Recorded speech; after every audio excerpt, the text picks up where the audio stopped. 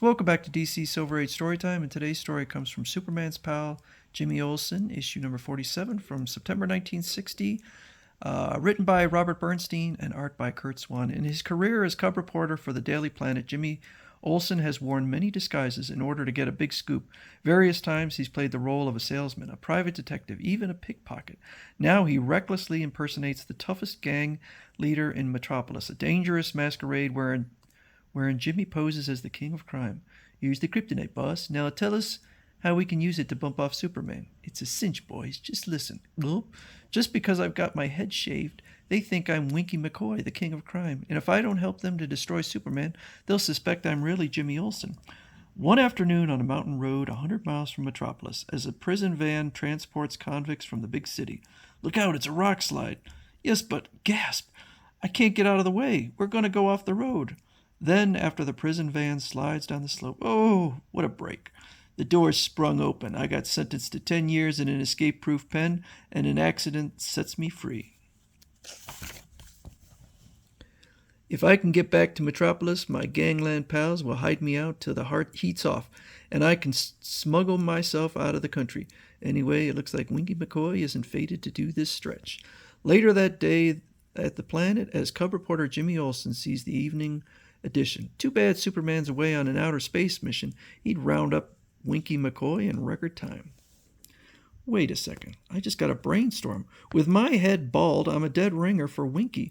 A little makeup could take out my freckles and add a scar. I could pass for Winky anywhere. In the newspaper morgue 10 minutes later, here's the whole file on Winky. It even tells how Winky got his name. His right eye twitches whenever he gets excited. It looks like a wink, but it's really a twitch of his facial muscles. That evening at Jimmy's apartment, the electric shaver cuts my hair right off. This is a nice preview of how I'll look at 40. Winky's age, young face, bald head. He'd be bald at 40? Then as Jimmy applies makeup, nary a freckle now, but this cheek scar will take a bit of doing. It's got to pass inspection by the toughest hoods in Metropolis. Instantly, as Jimmy rummages in his costume trunk for the proper disguise. Just what the well-dressed jailbird will wear. Convict gray. Soon as it's dark, I'll wander around Winky's favorite haunts dressed in it. I'll be instantly recognized. But I can't wear my signal watch. Dangerous convicts like McCoy aren't permitted to wear wristwatches. I can't hide it in my pockets either. They might frisk me, so if I get into trouble, I can't summon Superman. I'm strictly on my own this time. Next, as Jimmy dons the prison uniform, I'll wear this slouch hat and overcoat over the prison uniform till I reach Winky's stamping grounds. I'd better practice Winky's wink. His pals will be looking for it. Thus, an hour later, as Jimmy takes the elevator down. Fresh? How dare you wink at me? Huh? Oh, pardon me, ma'am. I wasn't getting fresh. It's just a nervous twitch. Gotta watch that wink. I'm getting too good at it. Later, near the waterfront, as Jimmy hides his outer garments. Now to get the scoop of my career by pretending to be Winky. I'll learn all the secret hideouts the real Winky might hole up in when he arrives in Metropolis. Then I can tip off the police where to move in so they can catch both Winky and his hoods. Maybe I'll even get a police medal for heroism. Hey, you there. What are you doing near that ash can? How inquisitive. The police. They don't know I'm masquerading as Winky McCoy. They're liable to pick me up before Winky's friends do. I'll run for it. Come back here, you. Come back. Hey, look. Eddie, is it? Can it be? Who else could look like Winky and run around in a convict's uniform? Sure, it's him. Winky. This way. Get into the car. Huh? This must be members of Winky's gang. I've got to go into my act and play tough. You crumbs. I've been going crazy looking for you. There's a cop on my tail now. Don't worry, boss. We'll lose him fast. Soon as the car takes off. Take me to the hideout. I must escape the police dragnet. Sure, boss. But I was just thinking. Your voice has changed. It used to be deeper sounding. There's nothing wrong with my voice. It's your ears, chump. You don't hear so good. Uh-oh. Your temper sure ain't changed, boss. You still slap the guys around. Anyway, we got a surprise for you at the hideout. The gang's been expecting you ever since we heard of your escape. Presently in a midtown warehouse. Welcome, boss. We got a champagne and steak to celebrate your return. Thanks, boys. There's no place like home. If the cops trap me here, I can hold out with this arsenal. Tommy guns, TNT, even a crate of blackjacks. Don't forget the lab and shop equipment, boss. You used to love making bombs here. And your duds and your private papers are just where you left them. Great. I'll change my clothes and then we'll eat. I'm starved after being on the lam all day. Presently, as Jimmy dines. Look, boss, Nick Hoxa is here. He's flying to Mexico to sell the Van Silver jewels we stole to a fence. Gosh, I can't let Hoxa get away with all that loot. I'll make sure that at least half of it stays here. Just a second, punk. I'm taking half of the ice as my cut. Sure, Winky. You deserve half for planning the stick-up from your cell in Metropolis jail. Well, I'd better be going. I mustn't miss the plane. As Jimmy walks the hoodlum to the door, I must think of a way to stop Hoxa from smuggling the rest of the gems out of the U.S. I've got an idea. Watch for those airport police, Nick. If they act suspicious, run for it. I sure will, boss.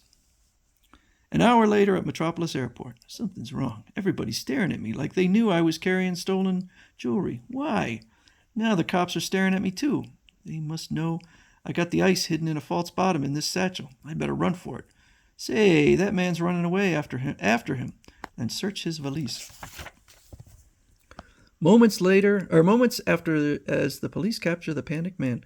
Okay, you got me. The jewels are in the valise. But how did you know I was smuggling ice out of the country? We didn't know anything, chum. It wasn't until you acted suspicious that we chased you. But you stared at me. Everybody stared at me. You fool. We were staring at this sign stuck to your back with scotch tape. Danger, TNT. What with all these bomb scares, we thought you were carrying explosives in your valise. Meanwhile, at Winky's hideout. Gosh, I wonder if that TNT sign I attached to Hux's back got him into trouble. In any emergency, I am strictly on my own. I can't summon Superman. I have no signal watch. Oh, boss, come look at this. Superman is due back in Metropolis tomorrow to dedicate a new building. Spike, who's been playing in the band, will be standing next to Superman holding this drum. So guess what'll be inside? Kryptonite. Right. Well, Superman's laying the cornerstone. The rays from the kryptonite will weaken him so he can't stop us from pulling a fur robbery a block away. Terrific, Eddie. I'll put the kryptonite inside the drum myself. After all, I'm the best mechanic in the gang. Late that night, as Jimmy works alone in the workshop, I'll fix those guys so they'll want to stage a stick-up at Superman's expense. They'll have a fat chance, the way I'll conceal the kryptonite inside the drum. The next morning, as Superman lays the cornerstone. I don't need cement, folks. I'll fuse the cornerstone into the building by applying super pressure to the concrete above and below the stone. I don't get it. Superman ain't getting weak. Meanwhile, a block away. What gives, Eddie? Superman ain't collapsing from the kryptonite rays. And we don't dare start a stick-up with him in good shape. Is there kryptonite in this drum or ain't there? We'll find out back at the hideout. Later at Winky's hideout. Idiots. There's only one reason why Superman wasn't affected. This stuff must be false kryptonite. Fake kryptonite can't harm Superman. Get out, you bunglers. And I carried that drum for 4 hours. Oh, I'm dying. But when Jimmy's left alone, the fools don't know that last night I melted down a half crate of lead blackjacks and coated the entire inside of the drum, including the skin, with lead, so no kryptonite rays could... So that poor guy was carrying a crate of blackjacks and that giant stone of kryptonite for 4 hours. Shortly, now I'll go through McCoy's records. I'll bet that they contain the solution to many unsolved crimes. When I go to the police this afternoon, I can claim credit for solving them. Presently, however, we had to bust in. We found this federal agent snooping around the warehouse. We got to bump him off before he tells the FBI where you're hiding. An FBI man, eh? I'll bump him off myself. Golly, I got to save his life, but how can I? How can I save when I'm supposed to be a killer? I must think of something fast. Yes, sir, I'll take care of you personally. Your name is written on all 6 of these bullets. Gosh, Winky, you sure are sore at this agent. Your eye keeps twitching like crazy. I know, Eddie. I can't control it. I'm so mad that this punk was out to get me. I'm going to take him for a ride. Soon in a deserted section of Metropolis. Gosh, boss, this is like the good old days. Bump a guy off and dump him in a lot. I'm no lazy gang leader, Eddie. I enjoy doing some of the dirty work myself. Now, back to the hideout. Bang, bang, bang. 30 minutes after at the hideout. Relax, boss. Well, we see what's on the news. Let's see how the manhunt for Winky McCoy is going down. It's about time I ducked out of here. I've got all the information I need to pass to the police. When the real Winky hits town and shows up at the hideout, the police will be waiting for him, thanks to me. And now we take you to the police headquarters in the metropolis for a special bulletin. Eddie, look!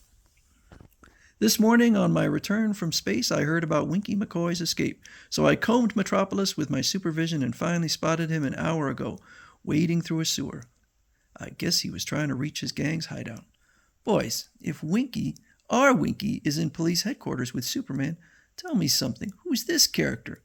Oh my gosh, I'm trapped. My best pal Superman has betrayed me by catching the real Winky. These hoods will kill me when they learn I'm an imposter. Look, Eddie, his scar is fake. He's got freckles under makeup. We've been tricked by a phony. Okay, so I'm not McCoy. I'm Jimmy Olsen, but don't do anything rash. If you kill me, Superman will get you like he got Winky. We don't care what happens to us as long as you get yours. I'm bumping you off right now. No, you don't, chump. Drop your guns or we'll open fire. We got the place surrounded. It's the FBI man. He's back. He saved my life. Presently, as Winky's gang surrenders. I don't get it. I saw Olsen bump you off with my own eyes. Tell him what happened, Jimmy. Certainly. You see, Eddie, I took advantage of Winky's eye-twitching habit to tip off this agent. Knowing that all FBI men understood Morse code, I opened and closed my eyes in long and short winks, telling him who I was and that I would shoot him with blanks. Right, Jimmy. When I rushed back here to save you as you saved me in the wink of an eye.